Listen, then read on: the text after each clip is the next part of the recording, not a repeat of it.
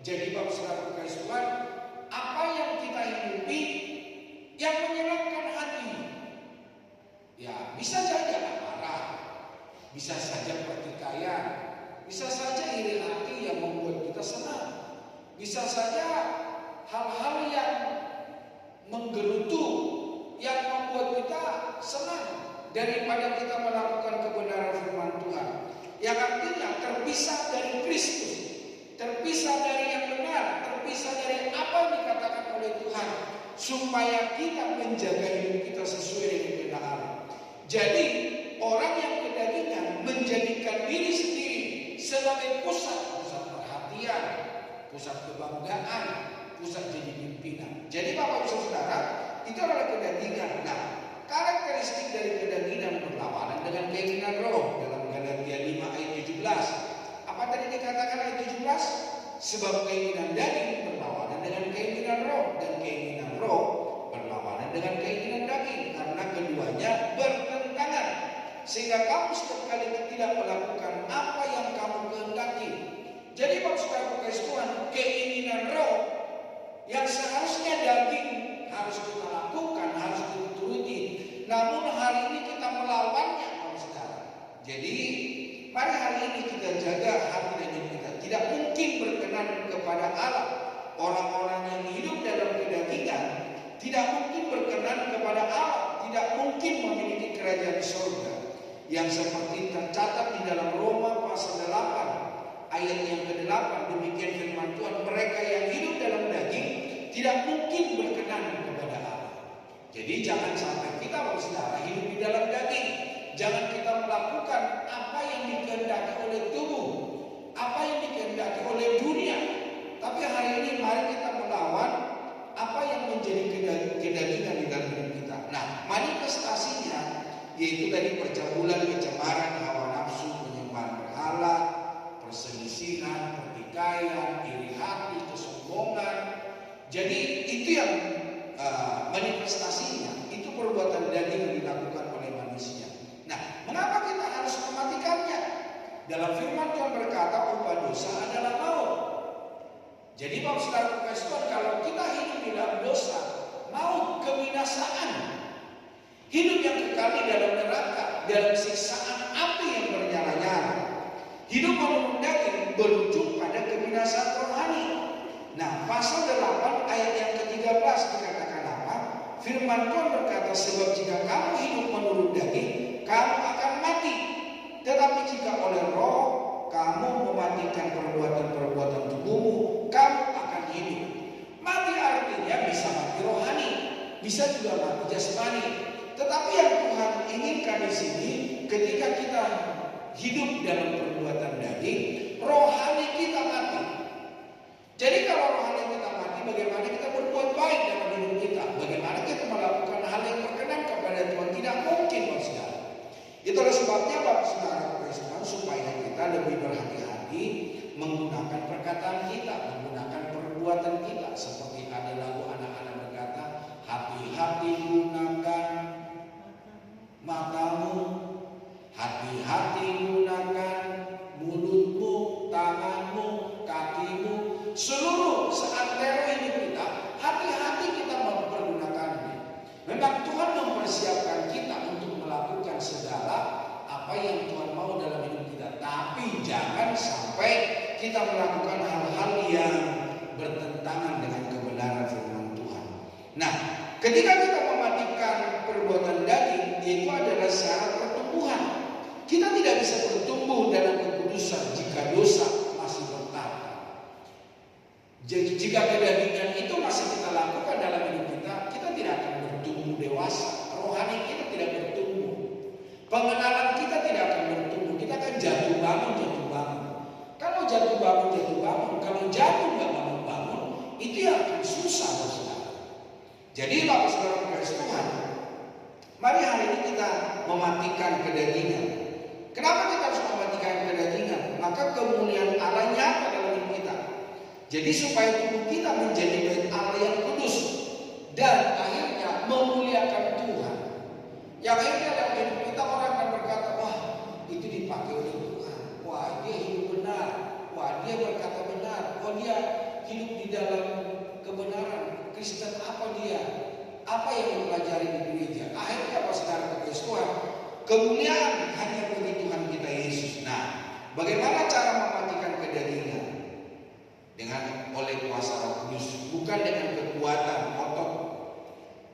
Mungkin seringkali kita berkata, saya mau hidup sabar. Nggak berapa lama kemudian kita diuji dengan perkataan orang, dengan perbuatan orang, apakah kita betul-betul sabar. Jadi kalau saudara Tuhan, kita tidak bisa hidup menghidupi kebenaran firman Tuhan dengan kekuatan dan kemampuan kita sendiri. Kita bisa hidup, kita bisa bertahan melakukan kebenaran oleh kuasa Roh Kudus yang ada bersama dengan kita. Masih ingat doa-doa berkat yang saya berikan buat kita? Biarlah Roh Kudus-Mu mendampingi kami sehingga kami tetap bersuka cita di dalam segala perkara dan tidak menyimpang ke kiri dan ke kanan. Jadi Bapak Saudara kekasih Tuhan, Roh Kuduslah yang memampukan kita untuk kita belajar mematikan kedagingan. Nah, mengapa kita mematikan kedagingan? Yaitu artinya menyangkal diri, mengambil salib setiap hari dan mematikan keinginan duniawi. Jadi Bapak Saudara kekasih Tuhan, ketika kita mematikan kedagingan, keduniawian kita putus, tidak berlaku atas perjalanan hidup kita. Nah, sebagaimana yang dikatakan di dalam Roma 16 ayat yang ke-24. Tolong mikrofon saya dikecilin. Kenapa ya? Siapa yang ganggu-ganggu dia? Tolong jangan dimisalin supaya nggak feedback. Roma 12 ayat yang kedua. Roma 12 ayat yang kedua dikatakan apa? Janganlah kamu menjadi serupa dengan dunia ini, tetapi berubah oleh pembaharuan budimu, sehingga kamu dapat membedakan mana kehendak Allah, apa yang baik, yang berkenan kepada Allah dan yang sempurna. Jadi Bapak Ibu Saudara, mari juga kita isi pikiran kita dengan kebenaran firman Tuhan. Nah, orang yang membaca firman Tuhan, sedikit banyak firman Tuhan itu akan tertanam dan bertumbuh. Gak mungkin Bapak Saudara kekasih Tuhan, Roh Kudus mengingatkan Bapak Ibu Saudara melakukan kebenaran, sedangkan Bapak Ibu Saudara tidak tahu kebenaran, tidak tahu firman Tuhan. Itulah sebabnya mari kita membaca Alkitab. Jangan hanya kita membaca dongeng-dongeng, jangan kita hanya menonton film-film Korea, Saudara, film Cina, Saudara. Tapi hari ini mari kita belajar akan kebenaran firman Tuhan. Mari isi pikiran kita seperti firman Tuhan berkata, pikirkanlah perkara-perkara yang di atas, apa yang benar, apa yang mengubah hidup kita yang sesuai dengan kehendak Allah. Nah, disiplin rohani perlu kita melakukan disiplin rohani melalui apa? Doa. Bagaimana Bapak Ibu Saudara? Masih adakah doa? Dengan puasa. Nah, di gereja ini kita diajari untuk kita melakukan puasa, puasa Daniel, puasa Esther, puasa total, puasa tidak makan, tidak minum, Saudara. Kita diajari bagaimana kita berpuasa. Itu disiplin rohani, Saudara. Dan juga persekutuan orang-orang percaya, persekutuan yang benar, persekutuan orang-orang yang saling membangun, saling menguatkan, saling menghibur, saling menolong satu yang lain. Seperti kita pada hari Kamis di tempat ini ada persekutuan. Jadi Bapak Ibu Saudara, ketika kita diberikan waktu untuk kita dapat berkonsel, di situ kita dapat bertumbuh, Bapak Saudara. Nah, saya banyak diberkati lewat kesaksian Bapak Ibu Saudara. Nah, langkah praktis sehari-hari yang perlu kita waspadai, apa yang menjadi pemicu untuk kita jatuh di dalam dosa, apa yang menjadi pemicu untuk kita hidup di dalam kedagingan, itu harus kita hindari, Bapak Saudara. Lingkungan atau situasi yang membangkitkan nafsu kedagingan, yang ingin membuat kita marah, Bapak Saudara, itu kita harus hindari, kita harus jauhi, Bapak Saudara. Jadi bagaimana kita untuk dapat melewati segala pemicu itu? Ya kita harus hindari. Ya kalau kita nggak bisa hindari, kita harus kuat di dalam Tuhan, harus kita kuat di dalam Roh Kudus. Nah, akuntabilitas, terbuka kepada mentor atau saudara seiman jika sedang bergumul. Kalau ada pergumulan-pergumulan yang membangkitkan kedagingan kita, kita bisa terbuka. Seperti saya, ada mentor saya, saudara. Ada hamba-hamba mereka jauh dari saya. Nah, ketika saya butuh pertolongan, saya butuh penghiburan, saya telepon mereka. Jadi Bapak Ibu Saudara berkasih Tuhan, perlu kita terbuka kepada mentor, orang-orang percaya, orang-orang kita percayai yang dapat memegang segala rahasia kehidupan kita. Nah, yang berikutnya sekarang langkah praktis sehari-hari, mari kita fokus pada Kristus, mengarahkan pandangan kepada Yesus sebagai sumber kekuatan. Jadi pengharapan kita, perubahan hidup kita, keberhasilan kita, kehidupan kita sesuai dengan kebenaran firman Tuhan, mari kita berharap dan mari kita bersandar kepada Kristus. Di dalam Filipi 4 ayat 13, segala perkara dapat kutanggung di dalam Dia.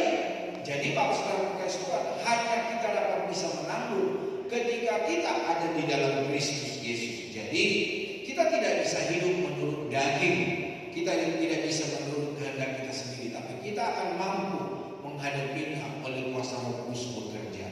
Nah, menolak keinginan daging ayat 16 dan 17.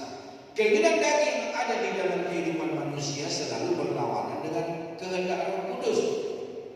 Jadi Bapak Ibu Saudara berkasih Tuhan, pada hari ini kita tanggalkan keinginan daging, kita bebaskan hidup kita merdekakan dari hidup kita dari segala ikatan-ikatan dosa. Hidup rohani adalah peperangan yang menuntut kewaspadaan setiap hari. Mereka yang menang tentu saja berpotensi besar untuk kalah. Jadi siap sedia, berhati-hati dalam segala menanggapi, meresponi apa yang menjadi perkataan orang. Bisa saja apa yang menjadi kata-kata mereka bukan menjadi berkat buat kita, menjadi pemicu untuk kita menolak keinginan daging. Nah, kemenangan dimulai ketika kita memilih berjalan dalam Roh, bukan dalam hawa nafsu. Ya, kemenangan di dalam hawa nafsu ya kemenangan sesuai dengan otot, kemenangan oleh karena kekuatan, kemenangan oleh karena berhasilan, tapi bukan kemenangan dalam kerohanian. Nah, yang Tuhan maksud, mari hari ini kita menolak keinginan daging sehingga kemenangan di dalam Kristus, pertumbuhan kerohanian kita semakin hari semakin nyata dan semakin hari semakin bertumbuh di dalam Kristus. Nah, hiduplah oleh Roh Kudus. Cara utama mengalahkan daging bukan dengan kekuatan diri sendiri, melainkan dengan menyerahkan diri dipimpin oleh Roh Kudus. Jadi Bapak Ibu Saudara berkasih Tuhan, bagaimana supaya kita bisa hidup menurut kuasa Roh Kudus? Mari hari ini kita biarkan Roh Kudus yang bekerja. Mari kita hari ini biarkan firman Tuhan yang berbicara pada hidup kita. Biarkan kita lebih berpihak kepada kebenaran firman Tuhan. Sehingga firman itu, Roh Kudus itu selalu berbicara, mengingatkan kita. Ketika kita mau melakukan apa yang menjadi keinginan daging, Roh Kudus mengingatkan kita lewat firman Tuhan yang kita tahu, yang kita baca, yang kita renungkan, yang kita pahami, yang kita pelajari setiap hari, saudara. Nah, menyalibkan daging, yaitu menolak kedagingan. Orang yang milik Kristus telah menyalibkan daging dengan segala hawa nafsunya. Ini berarti membuat keputusan sadar setiap hari untuk tidak merawat atau memuaskan keinginan untuk berdosa. Jadi Bapak Ibu Saudara berkasih Tuhan, mari kita salibkan daging kita. Yang artinya mari kita melakukan kehendak Tuhan. Mari kita berkata ya kepada kebenaran dan tidak terhadap dosa. Nah, memelihara kasih kepada Bapa dan firman. Mari kita memfokuskan pikiran pada hal-hal rohani, pada hal-hal firman Tuhan, pada hal-hal kerajaan surga yang membantu mematikan keinginan daging. Makanya di dalam firman Tuhan, pikirkanlah perkara-perkara yang di atas. Jadi Tuhan mengajari kita untuk memikirkan perkara yang di atas. Nah, ketika kita menolak keinginan daging, yaitu kita menjaga pintu gerbang hati. Apa yang menjadi pintu gerbang hati kita? Apakah pintu gereja? Apakah pasangan hidup kita? Bukan, saudara. Tetapi pintu gerbang hati kita yang perlu kita jaga lewat mata. Lewat mata ini kita bisa berangan-angan, kita bisa melakukan dosa, kita bisa memikirkan yang jahat, kita bisa merancangkan hal yang jahat. Lewat apa? Lewat telinga, apa yang kita dengar. Lewat apa yang kita dengar, kita juga bisa melakukan dosa. Kita bisa gemas, kita bisa bertindak tidak benar, sekalipun tidak ada hubungan orang itu dengan kita. Nah, Bapak Ibu Saudara, mari kita pikirkan apa yang Tuhan mau di dalam hidup kita, yang membangkitkan iman dan percaya kita. Jangan kita pikirkan sampah dunia yang memicu hawa nafsu di dalam hidup kita. Nah, berdoa dan disiplin rohani, yang artinya mari kita tetap terhubung dengan Tuhan. Saya seringkali bisa sambil tidur itu bisa sambil nyanyi lagu rohani. Tidak tahu Bapak Ibu punya perasaan enggak seperti saya? Jadi sambil tidur itu bernyanyi lagu rohani. Nah, itu bisa saya nyanyikan di 2 pagi saya. Enggak tahu Bapak Ibu apakah ada sama dengan saya? Jadi hari ini mari kita terhubung dengan Tuhan. Saya merasakan itu loh saudara. Jadi sementara saya tidur, yang saya nyanyikan itu lagu rohani. Saya tidur nyenyak. Saya bangun pagi dengan segar. Tapi saya ingat lagu-lagu yang saya nyanyikan ketika saya tidur. Nah, berbahagialah Bapak Ibu Saudara ketika Bapak Ibu dalam keadaan tidur bisa menyanyikan lagu rohani. Itu tidak bohong saudara. Saya dapat kerjakan di dalam hidup saya. Demikianlah halnya kita semua supaya kita dapat menjaga kedisiplinan rohani kita yang tetap terhubung dengan Tuhan, baik lewat doa, lewat komunitas orang percaya, dengan dukungan-dukungan mereka, kesaksian-kesaksian mereka yang membuat kita bertumbuh. Nah, saya mau bertanya saudara, tadi pagi yang sudah mendengar pertanyaan saya nggak usah menjawab. Bagi teman-teman yang ikut ibadah malam ini, mana yang menang? Anjing putih sama anjing hitam kalau berantem. Kalau berantem anjing hitam sama anjing putih, mana yang menang? Menurut Pak Dedi, Pak Ferry yang penggemar anjing, mana yang menang? Anjing putih sama anjing hitam? Tidak tahu juga. Tadi pagi ada yang berkata anjing hitam, ada yang berkata anjing putih. Tidak ada satu seekor pun anjing itu yang menang kalau nggak dikasih makan. Ya, jadi yang menang, yang dikasih makan banyak, yang dikasih makan nutrisi yang sehat, saudara. Jadi tidak ada di antara anjing ini yang menang oleh karena warnanya, bukan, tetapi oleh karena makanan, kesehatannya, kekuatannya, saudara. Jadi saudara, demikian halnya rohani kita, roh kita, antara kedagingan dan roh kita, mana yang menang? Nah, selama ini tindakan apa yang kita lakukan dalam hidup kita? Apakah tindakan daging? Apa tindakan rohani? Kalau tindakan rohani berarti roh kita yang lebih banyak kita kasih makan. Tapi kalau kedagingan kita yang nyata berarti kita lebih banyak kasih makan daging kita. Kita lebih banyak kasih makan duniawi di dalam hidup kita. Jadi itulah sebabnya Bapak Ibu Saudara Tuhan, mari kita menolak keinginan daging lewat kita memberikan makan roh kita dengan firman Tuhan, dengan melakukan hal yang benar, memikirkan yang di atas, bertindak sesuai dengan kebenaran firman Tuhan. Jadi Bapak Saudara Tuhan, kemenangan ditentukan oleh bagian mana yang lebih sering Anda kasih asupan yang sehat. Nah, batasi asupan daging, kurangi paparan hal-hal yang memicu hawa nafsu melalui mata. Lewat apa yang kita lihat, tapi juga lewat tontonan kita. Nah, apa tontonan Bapak Ibu Saudara di rumah? Lewat HP, saudara. Apa yang Bapak Ibu tonton? Nah, Bapak Ibu Saudara Tuhan, lewat telinga, lewat pembicaraan buruk orang lain. Apa yang kita dengar dari kata-kata orang? Kadang-kadang saudara, apa yang mereka katakan tidak ada hubungannya dengan kita, tetapi kita bisa naik pitam, kita bisa marah kepada orang yang berbicara. Mungkin karena kita tidak terima dengan apa yang mereka katakan terhadap saudara kita, karena apa yang diperkatakan tidak benar, tidak sesuai. Jadi Bapak Saudara, mari kita jaga pembicaraan. Mari kita jaga telinga kita supaya kita tidak melakukan hal-hal yang tidak berkenan kepada Tuhan. Nah, perkuat manusia batiniah dengan cara apa? Rutinlah membaca firman Tuhan. Siapa yang baca firman Tuhan hari ini? Masih adakah bersama saya? Ada 4 orang. Yang lain kemana? Mari hari ini saudara baca firman Tuhan. Tidak mungkin kalau saudara hidup dalam kebenaran kalau Bapak Ibu tidak baca Alkitab. Dengan berikutnya, selain baca Alkitab, mari berdoa. Mari bersekutu dengan komunitas yang sehat dengan saudara-saudara seiman. Nah, bagaimana kita melakukan mematikan kedagingan? Mari kita melakukan paradoks. Apa itu paradoks?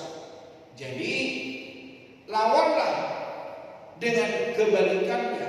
Kalau yang jahat yang menyerang kita, mari kita lakukan hal yang baik. Lawan dorongan daging dengan melakukan tindakan kasih yang bertentangan dengan ego.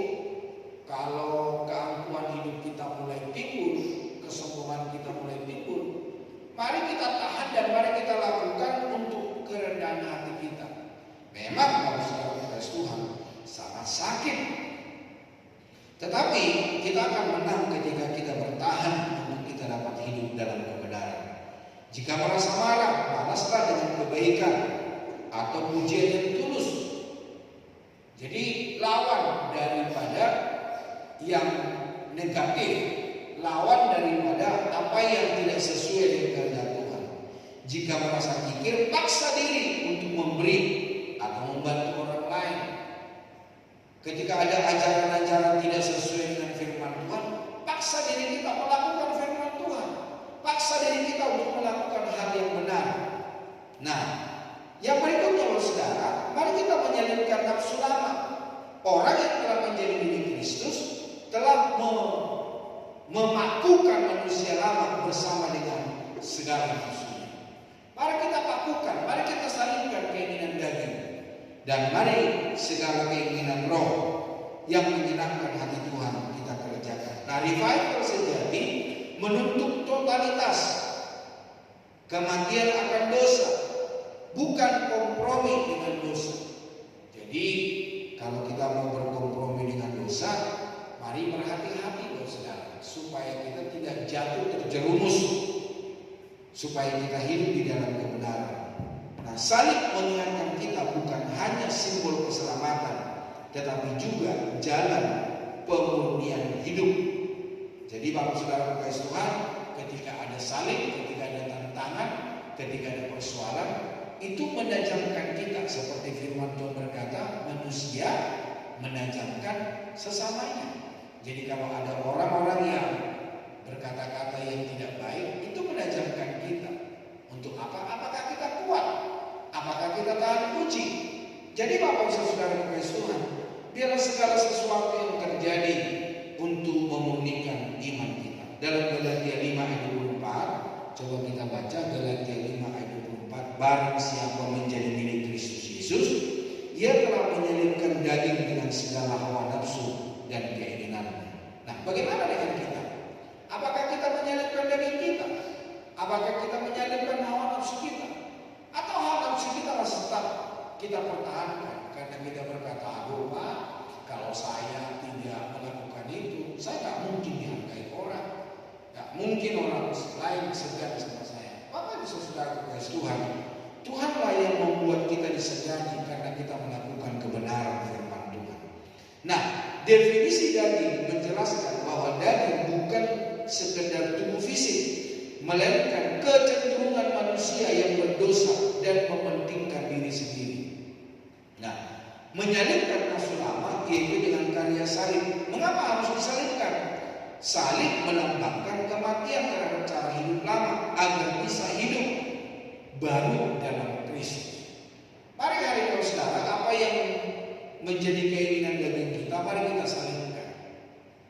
Mari kita biarkan dia binasa, tapi kita hidup di dalam kebenaran firman Tuhan. Nah, tanda-tanda nafsu kedagingan yang mengacu pada Galatia 5 ayat 19 sampai 21, yang isinya di sana apa? Ada percabulan, ada kecemaran, ada hawa nafsu, penyembahan berhala, perselisihan, iri hati, Jadi Bapak Saudara kasih Tuhan, mari kalau kita hidup dalam kedagingan atau teman-teman kita hidup dalam kedagingan, tentu mereka melakukan seperti yang di Galatia 5 ayat 19 sampai 21. Mari Bapak Saudara supaya kita terhindar dari apa yang tertulis di dalam Alkitab. Nah, langkah praktis yang harus kita lakukan di dalam hidup kita. Mari memberi diri dipimpin oleh Roh Kudus.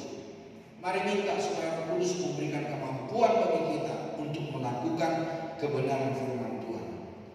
Dengan melakukan disiplin rohani, lewat apa? Lewat doa. Bisa doa pagi, bisa doa siang, bisa doa malam. Bukan doa mau makan, tetapi doa pribadi yang memuji menyembah Tuhan. Tentu Bapak Ibu sudah tahu ya, bagaimana memuji menyembah Tuhan. Sudah tahu ya Bapak Ibu Saudara ya? Tapi masih ada banyak orang saya melihat ketika menyembah Tuhan diam saja berbahasa. Janganlah berdiam. Ucapkanlah kata-kata yang memuliakan Tuhan. Ucapkanlah kata-kata atau pertolongan Tuhan yang Tuhan berikan kepada Bapak Ibu Saudara. Menjadikan Kristus sebagai pusat hidup. Nah, itu langkah praktis. Nah, hasil akhirnya munculnya buah roh seperti kasih, seperti sukacita, damai sejahtera, penguasaan diri. Jadi hidup kita selalu menjadi berkat untuk orang lain. Yang ketiga, yang terakhir, yaitu mengikuti pimpinan roh. Hidup oleh roh mengandung makna yang dalam, yaitu terus berjalan dalam tuntunan dan ketaatan padanya. Nah, pimpinan Roh Kudus menghasilkan buah roh yang nyata dalam karakter sehari-hari. Jadi Bapak Saudara kasih Tuhan, ketika Roh Kudus memimpin kita, maka hal yang baik, pertumbuhan rohani yang baik, kematangan rohani yang baik, itu yang timbul. Dengan demikian, revival bukan sekedar momen emosional, tetapi gaya hidup yang selalu dipimpin Roh Kudus. Marilah hari ini Saudara, gaya hidup kita selalu berkata benar, gaya hidup kita selalu memberkati, gaya hidup kita selalu menjadi saluran berkat untuk orang lain, menjadi penasehat kah, menjadi orang tua kah menurut orang lain, bukan karena usia kita tua sehingga kita menjadi orang tua, tetapi bagaimana kita hidup di dalam dunia ini yang sesuai dengan kehendak Allah. Dan orang mendengar kita, sekalipun usia kita masih muda, orang berpikir, wah luar biasa ya orang usia masih muda, tetapi pikirannya sudah matang. Jadi Bapak Saudara kasih Tuhan, mari hari ini kita bertumbuh di dalam pimpinan Roh Kudus. Nah, siapa Roh Kudus? Itu pribadi Allah. Roh Kudus adalah pribadi ketiga dari Tritunggal. Nah, siapa Roh Kudus? Itu yang dijanjikan oleh Yesus. Dikatakan apa? Penolong dan penghibur atau Parakletos yang diutus untuk menyertai orang percaya selamanya. Sebagaimana di dalam Yohanes 14 ayat 16 dikatakan apa? Aku akan minta kepada Bapa dan Ia akan memberikan kepadamu seorang penolong lain supaya Ia menyertai kamu selama-lamanya. Jadi Bapak Ibu Saudara, Roh Kudus yang diminta oleh Yesus kepada Bapa untuk mendampingi kita. Nah, pertanyaan saya, masihkah Roh Kudus mendampingimu? Masihkah Roh Kudus menyertaimu? Masihkah Roh Kudus memberikan kemenangan? Mari Bapak Saudara kasih Tuhan, lebih kita berpihak kepada Roh Kudus daripada hal-hal yang daging. Nah, mengapa kita perlu dipimpin roh? Ya karena daging ini lemah. Kadang-kadang kita mau berbuat baik bukan kebaikan yang kita lakukan, tapi yang jahat kita lakukan. Jadi karena kelemahan daging, mari Bapak Ibu Saudara, kita minta Roh Kudus memimpin hidup kita. Manusia tidak mampu melakukan kehendak Allah dengan kekuatannya sendiri. Ya hanya beberapa menit saja, tapi ketika kita ditantang oleh dunia ini, maka kita akan kalah. Jadi Bapak Ibu Saudara kasih Tuhan, mari minta supaya Roh Kudus memimpin kita. Nah, kenapa Roh Kudus memimpin kita? Nah, Roh Kudus itu menjadi kompas kehidupan. Roh Kudus bertindak sebagai petunjuk arah di tengah ketidakpastian. Jadi Roh Kudus akan mengarahkan kita, Roh Kudus akan memimpin kita, Roh Kudus akan membawa kita kepada kebenaran. Bukan karena kekuatan daging, bukan karena hawa nafsu, tetapi Roh Kudus yang memberikan jalan keluar dan memberikan damai dan sukacita di dalam hidup kita. Nah, Kudus yang memberikan kemerdekaan, memerdekakan kita dari hukum dosa dan maut.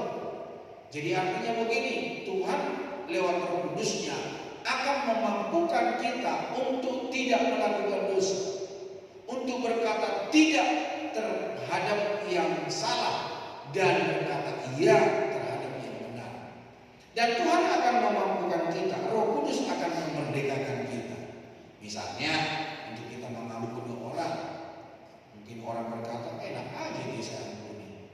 Ya sebetulnya kan seperti yang sering saya berkata, ketika kita mengampuni bukan orang itu yang terlepas dari ikatan, bukan orang itu yang terlepas dari penjara, tetapi kita yang memberikan pengampunan itulah yang dimerdekakan, yang dilepaskan dari penjara.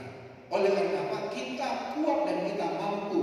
Oleh karena Roh Kudus memberikan kekuatan, Roh Kudus memberikan kemampuan untuk kita bertindak benar. Nah, cara Roh Kudus memimpin ya tentu melalui firman Tuhan. Ya baca firman Tuhan, saudara. Mengingatkan, mengajak kita akan kebenaran Alkitab. Saya juga sering kali berkata, kita yang melayani itu, pelayanan kita akan membagari kita. Misalnya begini, kalau kita mau jatuh dalam dosa, firman Tuhan akan berkata, atau Tuhan akan berkata, loh, bukankah kamu pelayan Tuhan? Nah, tidak mungkin kalau seorang pelayan Tuhan hidup di dalam dosa. Jadi pelayanan kita akan membagari kita, mengingatkan kita untuk kita hidup benar di hadapan Tuhan. Jadi melalui firman Tuhan, melalui apa yang kita kerjakan, akan mengingatkan kita kembali kebaikan Tuhan. Nah, Bapak Ibu Saudara, mengikuti pimpinan Roh dan cara Roh Kudus memimpin dengan suara yang lembut, memberikan kesan, memberikan damjatra, atau memberikan teguran di dalam hati. Jadi Bapak Saudara, Roh Kudus akan mengingatkan kita melalui